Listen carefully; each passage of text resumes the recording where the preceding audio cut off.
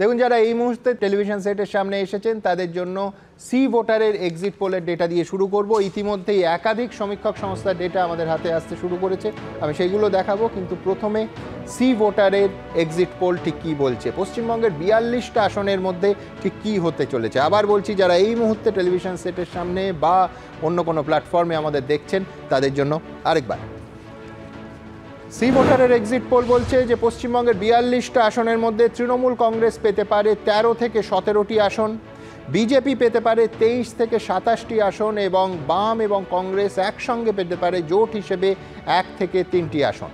ভোটের শতাংশের হিসেবটা যদি দেখে নিই তাহলে সি ভোটারের এক্সিট পোল বলছে যে তৃণমূল কংগ্রেস পেতে পারে 41.5% ভোট, বিজেপি পেতে পারে 42.5% ভোট, বাম কংগ্রেস একত্রে পেতে পারে 13.2% ভোট এবং 2.8% ভোট পেতে পারে অন্যান্যরা।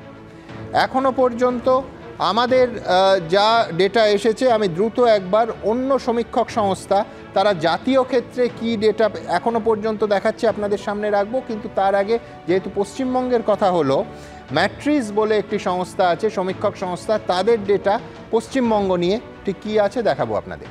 ম্যাট্রিস বলছে, ম্যাট্রিস এক্সিট পোল অনুযায়ী তৃণমূল কংগ্রেস পেতে পারে 16 থেকে 20টা আসন, বিজেপি পেতে পারে 21 থেকে 25টি আসন এবং অন্যান্যরা 0 থেকে 1টি আসন। আবার বলছি, এই ডেটা অনুযায়ী তৃণমূল কংগ্রেস পেতে পারে 16 থেকে 20টি আসন, বিজেপি পেতে পারে 21 থেকে 25টি আসন এবং অন্যান্যরা 0 থেকে 1টি আসন। এইবার পি মার্ক, তারা পশ্চিমবঙ্গের 42টা আসন নিয়ে ঠিক কী বলছে। পি মার্কের সমীক্ষা অনুযায়ী, তাদের এক্সিট পোল অনুযায়ী তৃণমূল কংগ্রেস পেতে পারে 20টি আসন। এক্ষেত্রেও দেখা যাচ্ছে বিজেপির তারা এগিয়ে রাখছে, বিজেপি পেতে পারে 22টি আসন। আবার বলছি, পি মার্ক এক্সিট পোল বলছে তৃণমূল কংগ্রেস পেতে পারে 20টি আসন, বিজেপি পেতে পারে 22টি আসন।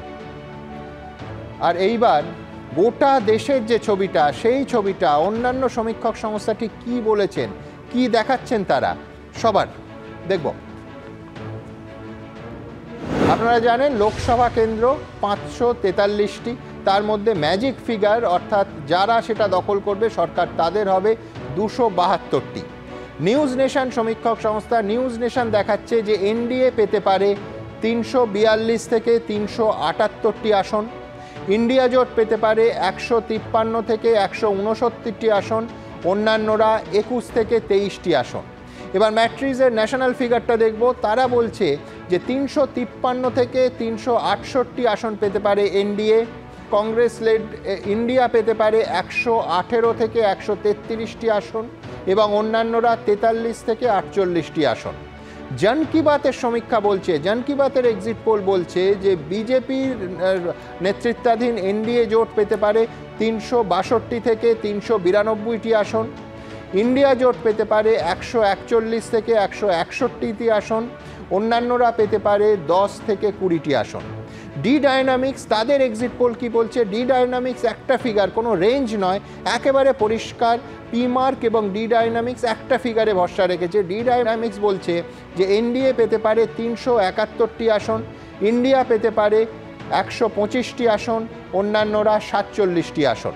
পি মার্ক এক্সিট পোল বলছে বিজেপি নেতৃত্বাধীন এনডিএ পেতে পারে 359টি আসন, ইন্ডিয়া পেতে পারে 154টি আসন এবং অন্যান্যরা 30টি আসন।